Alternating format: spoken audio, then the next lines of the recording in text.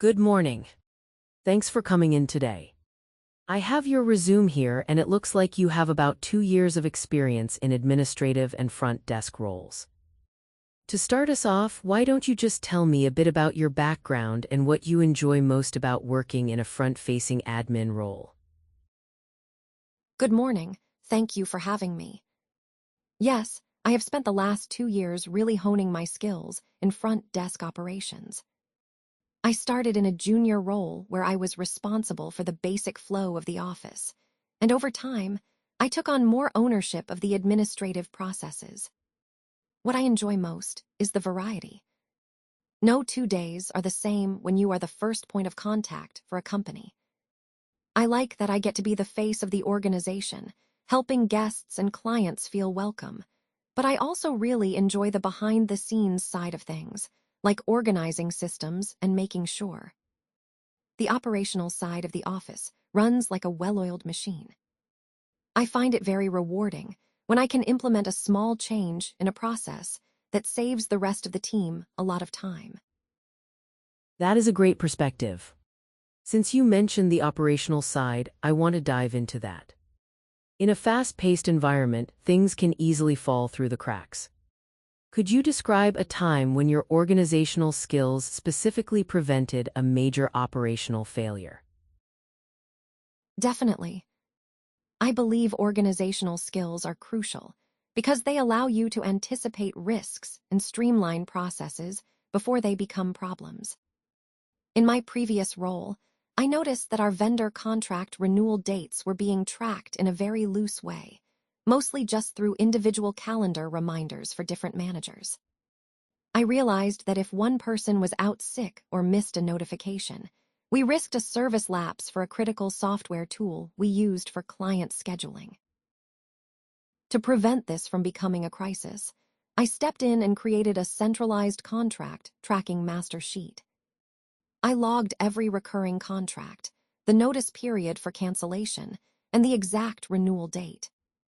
I then set up a tiered alert system where I would notify the relevant department had 30 days and 15 days before the deadline. By doing this, I caught a specific instance where a key system was nearly set to auto-renew at a much higher rate because the department head had forgotten the window to renegotiate. Because I had it organized and flagged early, we were able to coordinate with the vendor and implement a better solution before it escalated into a financial or operational issue. It sounds like you're proactive about spotting gaps. Speaking of the bigger picture, you've been in this field for a couple of years now. In your opinion, what is the biggest challenge facing modern front desk operations today, and how would you mitigate that? I think the biggest challenge is the tension between efficiency and personalized service. We are in a high-volume environment where guests have very high expectations for speed, but they still want to feel seen and valued. There is a huge push toward automation, which is great for speed, but over-reliance on it can make a guest feel ignored or like just another number in a system. To mitigate this, I believe in integrating technology in a way that actually frees up the human element. For example, using mobile check-ins or digital kiosks for the routine data entry parts of a visit. If the guest can handle the basic paperwork on their phone before they even arrive, it reduces the time they spend standing at the desk waiting for me to type. That actually gives me more time to engage with them meaningfully, handle their complex requests, or address any concerns they have with a warm, tailored approach. The goal shouldn't be to replace the person with a machine, but to use the machine to remove the boring parts of the interaction so the human connection can be the focus. I like that approach. It shows you value the guest experience. Now let's talk about the details. Admin work is often about the things people don't notice until they go wrong. Can you give me an example of when your attention to detail prevented a significant mistake? Absolutely. Attention to detail is everything in this role because a small oversight, like a typo in a date or a missed checkbox, can lead to a huge disruption. I remember a time when I was managing the scheduling for a series of high-level executive meetings involving multiple external partners. I was reviewing the final calendar invites and the room booking logs, and I noticed that 2 of the meetings were scheduled for the same conference room at almost the same time, but the invites had been sent using different time zone formats. One invite was in Eastern Standard Time, and the other was effectively treated as Central Time due to a software glitch in the booking tool. If I hadn't double-checked the actual room availability against the confirmed invitations, we would have had 2 groups of executives showing up to the same room at the same time. I caught the misalignment, coordinated with the parties to shift one meeting by 30 minutes, and updated the room assignment. It was a small detail in a calendar entry, but catching it early saved the company from a very embarrassing professional lapse and saved everyone a lot of wasted time. Good catch. Moving on to the day-to-day, some of these roles involve a lot of repetitive work. How do you ensure that your administrative processes remain efficient and require minimal supervision? I rely on 3 main pillars: standardization, automation, and clear documentation. First, I standardize procedures. If I have a repetitive task, I create a step-by-step guideline for it. This ensures that the output is consistent every single time and makes it much easier to train someone else if I'm away. It removes the guesswork. Second, I look for automation opportunities. I use things like email templates for common inquiries or scheduling software to handle routine appointments. If I find myself typing the same paragraph 3 times a day, I turn it into a template. This frees up my mental bandwidth for more complex problems. Third, I maintain accessible documentation. I keep a living manual or a checklist for the front desk. This way, if a colleague has a question about how to handle a specific vendor or a weird quirk of the phone system, they can refer to the manual instead of having to stop what they are doing to ask me. By building these systems, I can operate with very little oversight because the process itself provides the guidance. That sounds very sustainable. But let's be honest, even with a great system, some tasks are just boring. How do you handle the monotonous parts of the job while keeping your accuracy high? I definitely find that a challenge, but I manage it through a mix of organization and mindset. I start by creating structured workflows. I break the monotonous tasks into smaller, manageable chunks. Instead of looking at a mountain of data entry as one giant project, I set goals for small batches. This prevents mental fatigue and helps me maintain a higher level of accuracy. I also lean into the tools I mentioned earlier. Using macros or software to automate the most tedious parts of a process reduces the chance of human error that comes with boredom. And from a mindset perspective, I always remind myself how these small tasks fit into the bigger picture. I know that if the filing is wrong or the data entry is off, it creates a massive headache for the accounting or HR teams later. By framing the task as a way of supporting my colleagues and the company's success, I stay more engaged. And of course, I take short, scheduled breaks to refresh my focus so I don't start skimming over details. That is a very mature way to look at the grunt work. Let's get practical for a moment. Mail and package handling can become a nightmare if not managed. How do you organize and manage incoming mail and packages efficiently? I believe the key is having a designated physical system and a digital trail.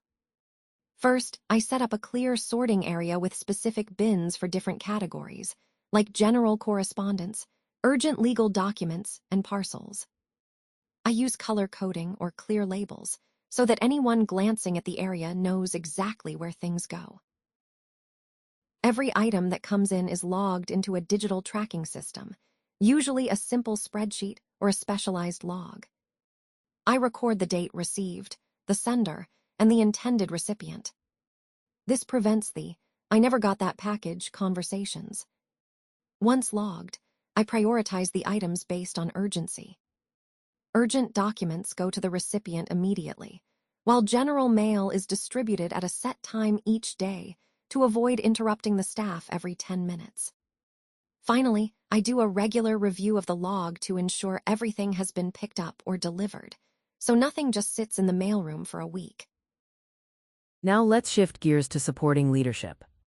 In a corporate environment, how do you anticipate the needs of your managers or executives before they actually have to ask you for something? Anticipating needs is all about observing patterns and understanding their priorities. I start by paying close attention to their recurring requests. If I notice that every Tuesday morning they ask for a specific set of reports or a summary of the week's appointments, I don't wait for Tuesday morning. I have those reports prepared and on their desk or in their inbox by Monday afternoon. I also stay informed about the company's current goals. If I know there is a major project deadline coming up, I anticipate that they will be under more stress and will have more meetings. I might proactively clear their schedule of non-essential appointments or prepare a brief on the attendees for a new meeting they've just scheduled. It really comes down to thinking 2 steps ahead. Instead of just doing the task I was given, I ask myself, what is the next thing they are going to need because of this task? And then I provide it. That proactive approach is exactly what we look for. Now let's test your crisis management. Imagine the main booking system crashes right before a major conference starts. What is your immediate contingency plan? My immediate priority is to maintain a seamless experience for the guests while the technical issue is being resolved. First, I would immediately switch to a manual backup system. I always believe in having a pre-prepared offline spreadsheet or a paper-based log ready for these scenarios. I would start recording all new bookings, check-ins, and changes manually so that no data is lost during the outage. Simultaneously, I would notify the IT team to let them know the system is down and that it is a high-priority emergency. I would then communicate clearly with the stakeholders and attendees. Depending on the situation, this might mean putting up professional signage or sending a quick email to let them know we are experiencing a temporary system glitch, but that we are still processing. Check-ins. I would also reassign any available staff to help manage the crowd, answering questions and directing people to ensure the lobby doesn't become chaotic. The goal is to keep the operation moving smoothly. Once the digital system is back online, my final step would be to carefully transfer all the manual logs into the system to ensure the digital records are accurate and up to date. What if the crisis is different? Say the main phone line system goes down completely. What manual protocols would you implement immediately? Similar to the booking system, the first step is to move to a predefined backup communication method. If we have a secondary VoIP line or the ability to forward calls to mobile phones, I would activate that immediately. I would then notify it and the service provider to troubleshoot the issue. While that's happening, I'd implement a manual call log. If we are receiving calls through a backup line, I need to track who called, why they called, and whether the issue was resolved or needs a callback. I would also use other channels like email or internal instant messaging to alert the rest of the staff that the phones are down so they don't wonder why it's suddenly quiet. If possible, I'd update the voicemail greeting to inform callers of the technical issue and provide an alternative contact number or email address. The main thing is to ensure that the client doesn't feel like they've hit a dead end when trying to reach us. Let's talk about growth and learning. If a boss asks you to perform a task that you are completely unfamiliar with, how do you handle that? I think the best way to handle that is with a mix of honesty and proactivity. First, I would clarify the expectations. I'd ask questions like, what does a successful completion of this task look like? And when is the hard deadline? This ensures I'm not guessing about the requirements. Once I have the parameters, I break the task into smaller steps. I'll do my own research first, looking through old files, checking the company wiki, or searching for a standard way to do it. If I'm still stuck, I'll reach out to a colleague who might have experience with it, asking for a quick tip or a template they've used in the past. If the task is something that requires a specific skill I just don't have, I'll be transparent with my boss. I'll say, I'm not familiar with this specific software, but I'm confident I can learn it. Do you have a preferred resource for training? Or is there someone you'd recommend I shadow for an hour? The key is to show that I am willing to learn and that I'm taking ownership of the result, rather than just saying, I don't know how to do this. That is a great way to handle a learning curve. Now let's talk about the stress of the job. There are times when the workload just becomes overwhelming. How do you handle a situation where you are consistently overloaded and you need to push back on deadlines? I've found that the only way to handle an overload effectively is through transparency and data. I avoid just saying, I'm too busy, because that can sound like a complaint. Instead, I first assess my entire task list and prioritize them by urgency and importance. I would then set up a brief meeting with my manager to review my current workload. I'd present it clearly, saying something like, here are the 5 major projects I'm currently handling. Based on the current deadlines, I can complete the first 3 by Friday, but the last 2 will likely slide into next week. Given the company priorities, would you like me to keep this order, or should we reprioritize something else? By framing it as a question of priority and resources rather than a lack of ability, I'm inviting my manager to help me manage the workflow. I propose realistic alternatives, like extending a deadline or delegating a smaller piece of the work to someone else. This ensures that the most critical work always gets done, and that my manager is never surprised by a missed deadline. That's a very professional way to manage up. Now let's talk about accountability. We all make mistakes. Can you describe a time when you realized you were responsible for a costly error in scheduling or booking? How did you handle it?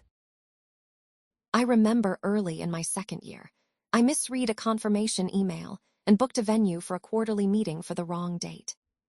I didn't realize the mistake until a few days before the event, and by then, the venue was fully booked for the actual date we needed.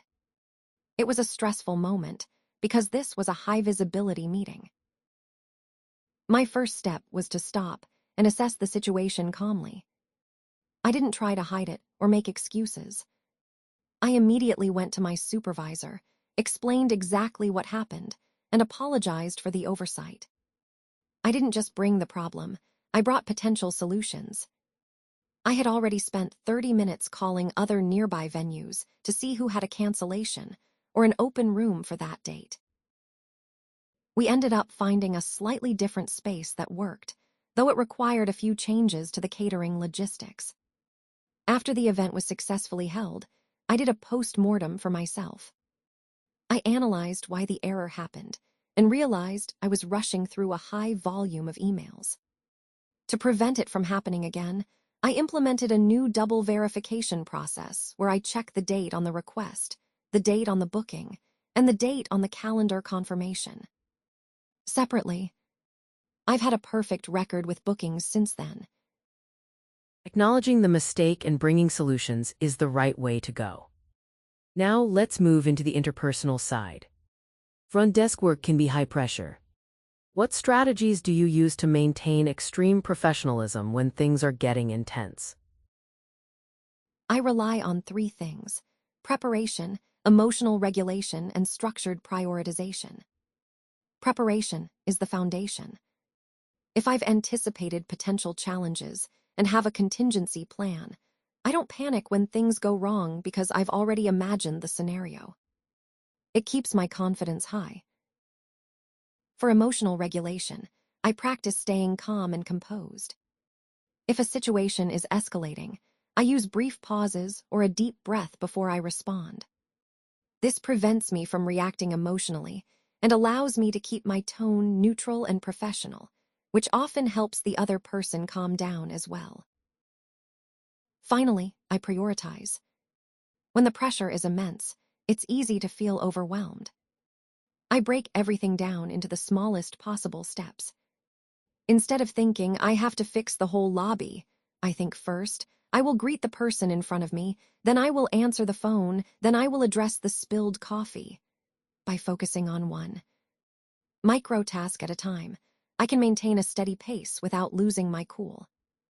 I also make sure to keep stakeholders informed with concise updates, so they know I'm on top of the situation. Speaking of people, you'll inevitably deal with difficult visitors.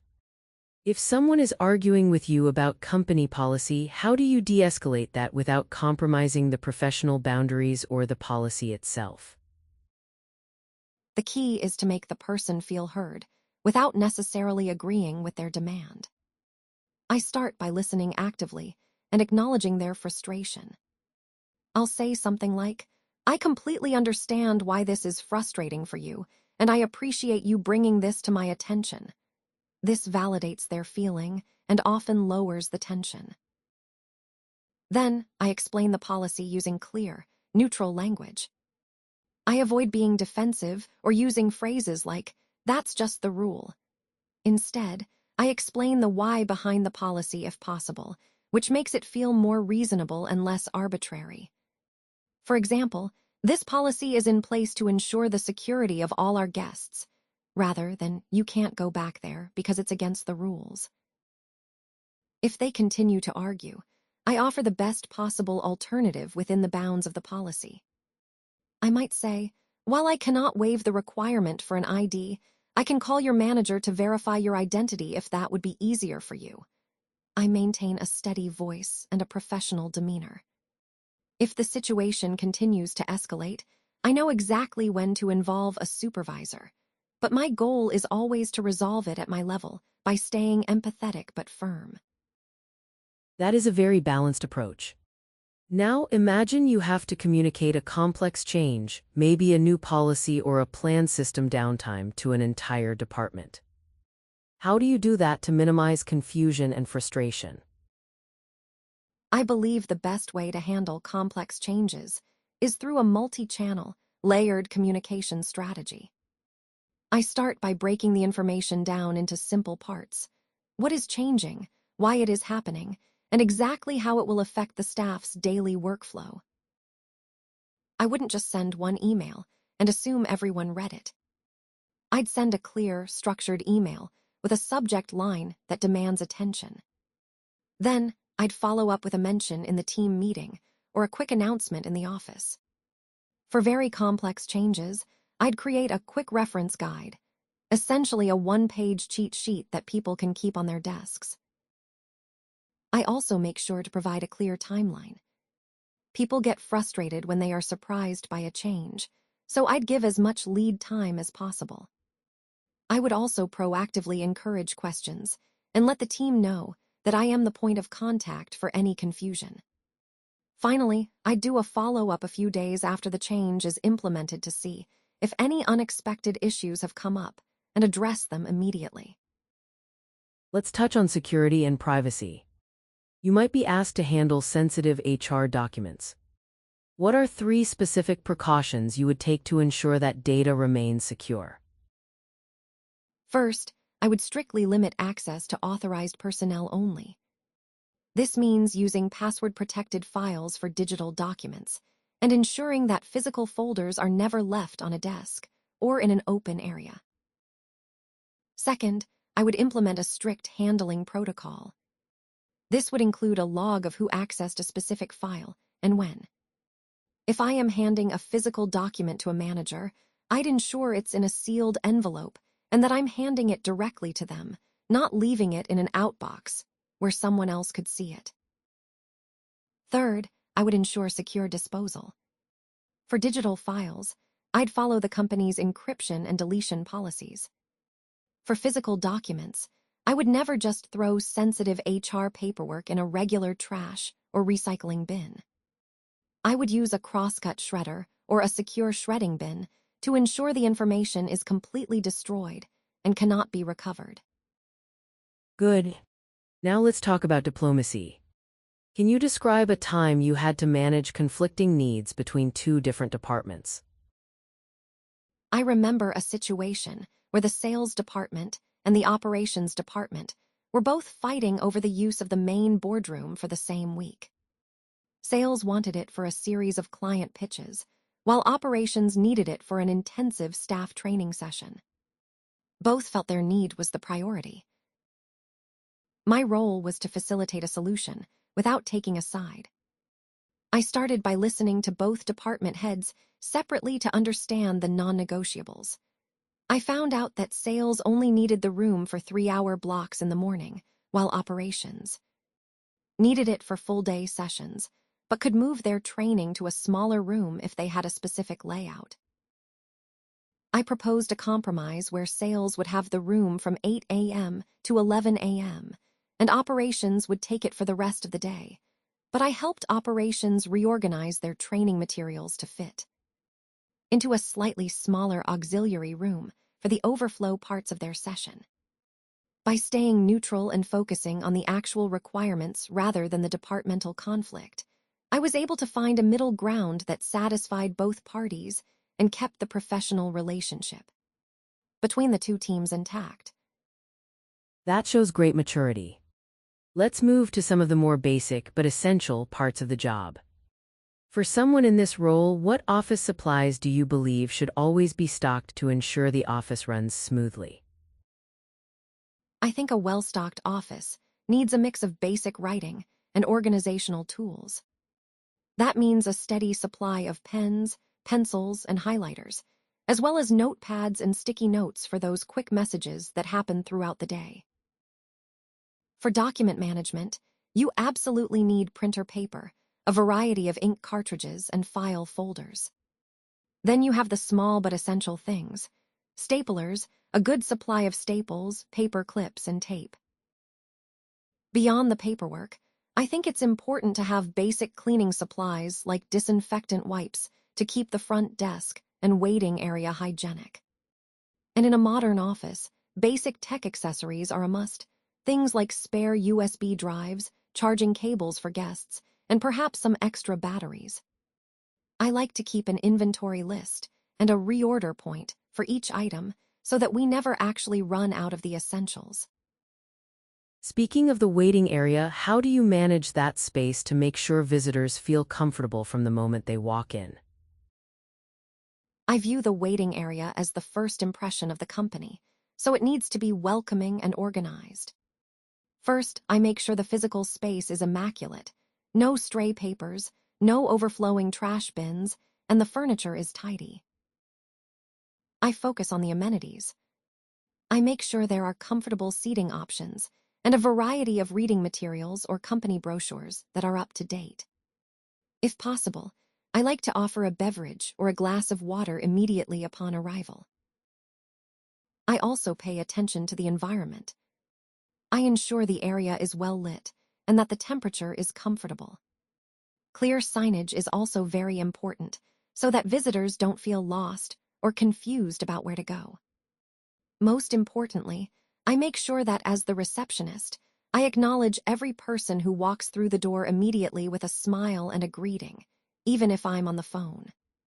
Just a nod and a "I'll be right with you" makes a huge difference in how a guest feels while they wait. Final question for you. This is a bit more complex. Imagine a key employee is consistently late for their shift, and it's starting to affect the daily opening procedure. As the admin front desk person, how would you address this with management? How do you do it without sounding like you're just complaining? The key here is to focus on the operational impact rather than the person's character. I wouldn't go to my manager and say, "John is always late and it's annoying." Instead, I would gather objective data first. I'd keep a simple log for a week or two of when the opening procedures are actually completed versus when they are scheduled to be done. Then, I would bring this to my manager as a workflow issue. I'd say, "I've noticed that our daily opening procedure is consistently delayed by about 20 minutes, which means the front desk isn't fully operational by the time our first clients arrive at 8 a.m. This has led to a few guests waiting in the lobby before we are ready to check them in. I would then propose actionable solutions. I might suggest adjusting the shift start times to better align with the workload, implementing a digital time tracking system to create more accountability, or asking if there are underlying issues that the company can support the employee with. By framing it as a productivity and customer service problem rather than a person problem, I'm helping the manager solve an operational inefficiency, which is much more professional and more likely to result in a positive change. I really appreciate the way you've answered these questions today. You've shown a great balance of practical skill and the kind of professional intuition we need. Thank you for your time. We will be in touch soon. Thank you very much for the opportunity. I enjoyed the conversation, and I look forward to hearing from you.